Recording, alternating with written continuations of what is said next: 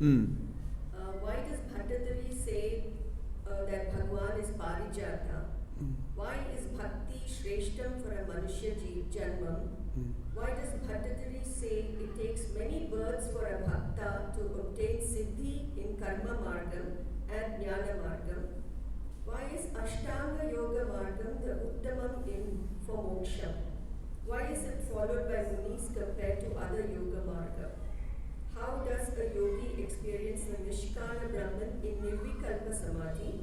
And why is Sushumna Nadi the only Nadi for path of prana for moksha in Yoga Shastra? So many whys, no? Okay. This is called question. You can question, there are so many questions. So, okay, more or less they are all connected. Now, what the main part of that question is the greatness of bhakti, why bhakti is more important, and why karma and jnana takes many births to fructify or to reach our goal. You see, what is bhakti now? Bhakti, devotion, what we call it, devotion. We devote ourselves to the all-pervading existence of Supreme Consciousness, God.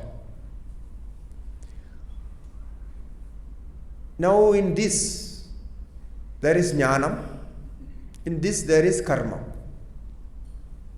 When we devote ourselves to the God, we know about God. Is it not? So without knowing, how can you devote? So you know something about God. How you know?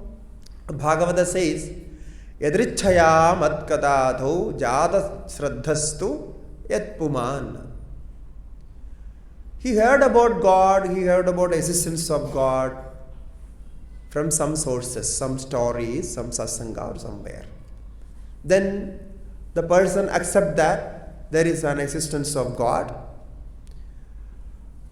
and it can help me in many cases, so I should be devoted. So he feels that devotion, that love, that dedication, surrender. So he dedicates everything to the God. Now, in this, can we find any logic?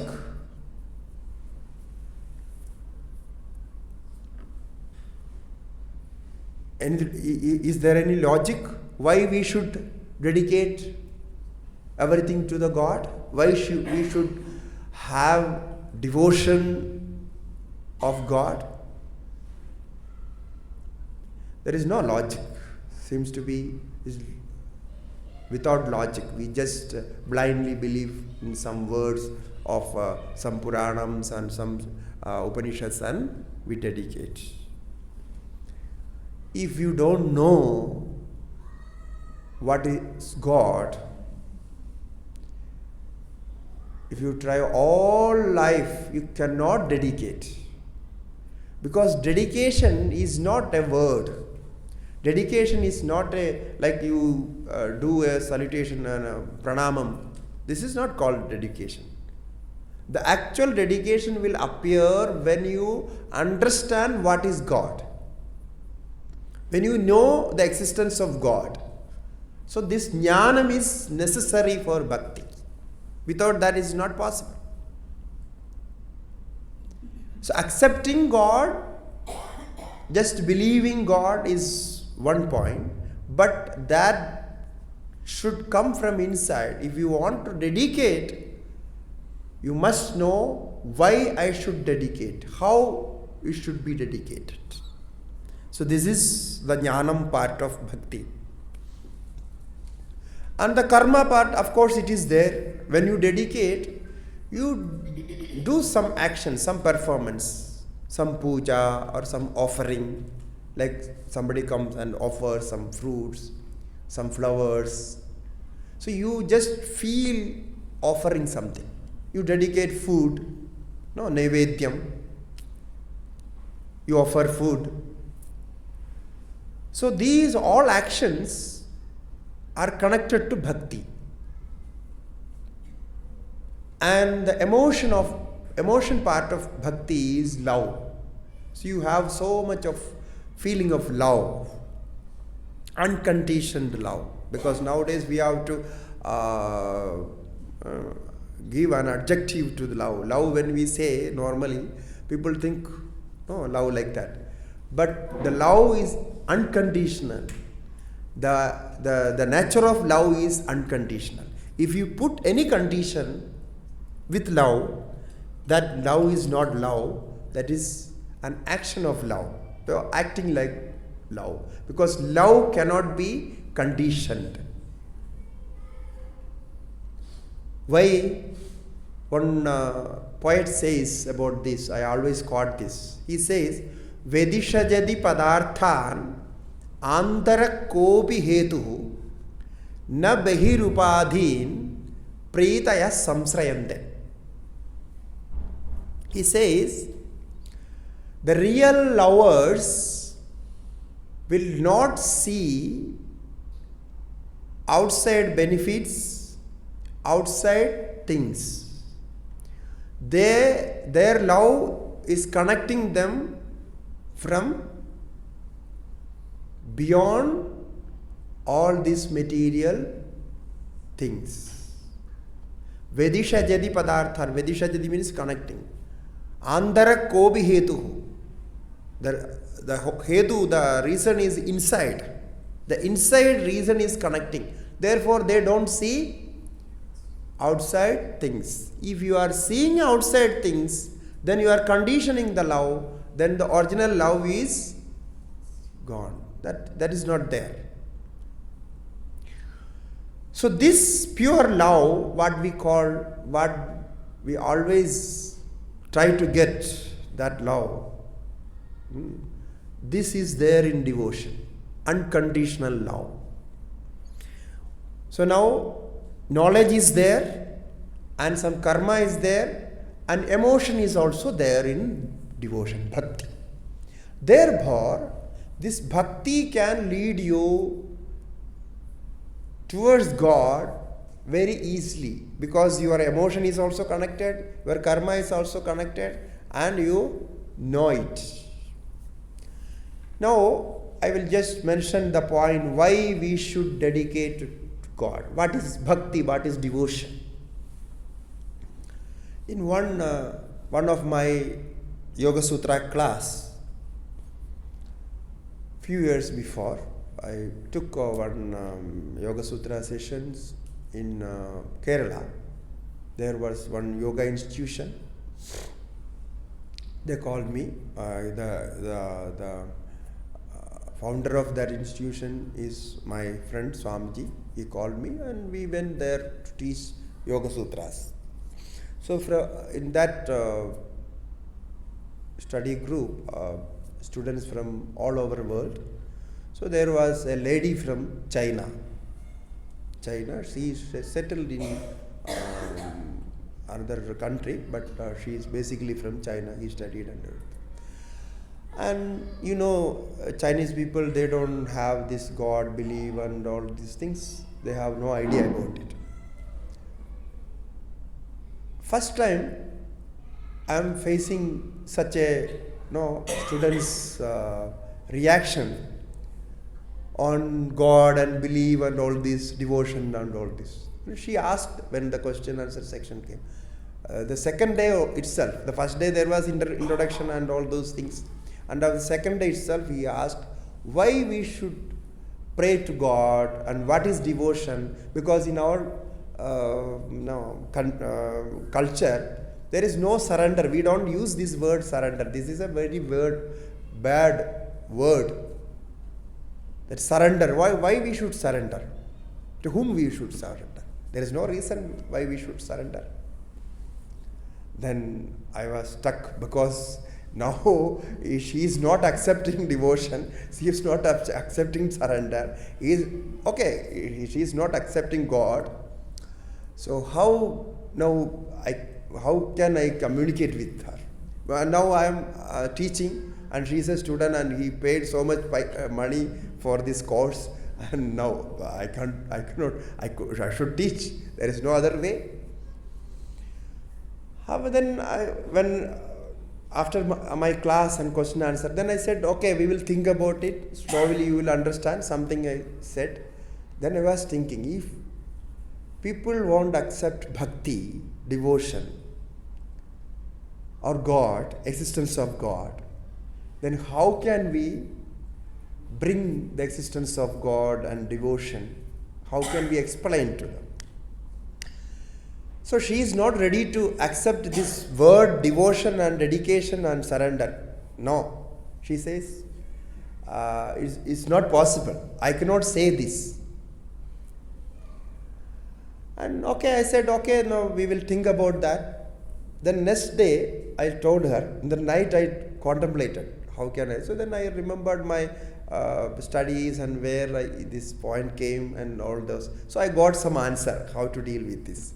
Then the next day, I told her, you give me 5 days, 5 days, because it was like for 20-25 days sessions, the whole Yoga Sutra class. So 5 days, after 5 days, I will make you a devotee. Then all were laughing, how it is possible, how he is going to. And she was annoyed, no? She was PhD in some psychology or something, very highly educated and all those things. Now how I am going to do this? The same thing with the rebirth also we did like that. Then I said, first we will have a private conversation. No? Then what we have discussed, we will open it with the students. Then after the meal, there is a time like for question answer, and people can come and have a private conversation. So then I asked, what about this creation? Because I wanted to understand her mind. Then only I can take examples and go. Otherwise, we don't know what he learned, what she learned, and what he is thinking about. Then I asked, what you think about this creation? Is this Akasha, space is there any space? She said, yes, space is there. And air is there. And earth is also there. And sun, moon, everything is there. We accept all those things. This is all nature. We get benefit from those. So then I asked, you get benefit from those, no? Okay. So when you get benefits from somebody, if somebody is helping you, then what you feel? She said, we feel a type of gratitude. Like if somebody is helping us in some such situation, we feel gratitude. So then we say thank you. Always we use this word thank you.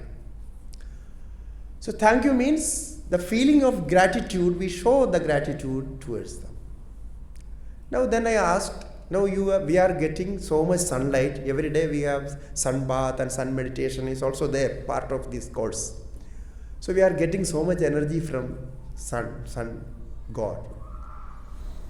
They don't accept sun as God, but sun is there getting benefited. So then I asked, if you feel gratitude towards sun, then what would you do? Why we should feel gratitude? Because sun is there and we are getting benefit from sun. That is natural. There is no point of showing gratitude towards sun. So I said, okay, that's okay. So then about the air, this oxygen we are getting from outside air, we are benefiting from so much because pranayama and everything. So that is also good. We should feel some gratitude. So like that I took one by one. Then I changed the devotion into gratitude. I said our devotion is all about feeling gratitude towards that energy, that existence, which we call as God. But this gratitude feeling is very natural, and these sun, moon, air and earth, this is not created by us. So we think there is a creator who created all this, and we are getting benefited from all these elements. So we feel gratitude, and we show gratitude in the form of puja and devotion. That's all. We like a thanksgiving process. So we thank all these elements one by one. Then she got the idea. Oh, this gratitude is become devotion now. I said, gratitude become devotion. That is the thing what we are doing. Why we pray to God? Because we are benefiting from God, by the blessings of God. Why we pray to sun every day in the morning? By Gayatri Mantra? Because sun is the source of energy. Sun is the developer of everything. Whatever we see, without sun, there is no moon, there is no earth, there is no air, there is no atmosphere, nothing. So everything is connected to sun, no? So she accepted it. And every day we had little bit. And after the course, she changed so much. She translated my all Patanjala classes into Chinese. In the history, we can say first Chinese Patanjala Yoga Darshana translation she did it. So that book is also available. Then the last part of class, she was so much emotional. No, you see, now I can teach my youngsters, my friends, and know how it is. And the first chapter, things he started with this gratitude philosophy. She said this was my breakthrough.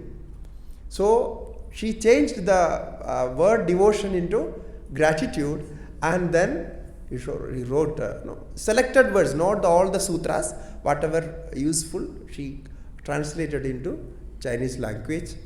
And now she is running some institution of this spiritual. Now there are yoga and things like that. She is running that. She completed her PhD and then she is doing this.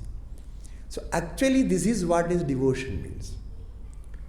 Now when we talk about God, we imagine a personalized form of God. That is not right. We can pray to any form of God, Surya, Chandra, or any form of God, Krishna, Rama. But the thing is, we are getting some benefits from that. Then only we pray to a God. The people go to temple because they get some benefits from there. So this is actually devotion starts from the form of gratitude. The gratitude change into devotion with the love and things like that. So when we love nature, as I said, we love God, because this nature that what we see outside is created by God. Or we just think that was formed itself. Then also the consciousness is there. Without consciousness, it cannot happen. So this is the importance of devotion. So it is connected with, devotion is not a separate path of spirituality or anything like that. Devotion is connected to jnana and karma and dhyanam, japam, puja. All these are the forms of devotion. So now there are so many other ways. Now we can continue this after this.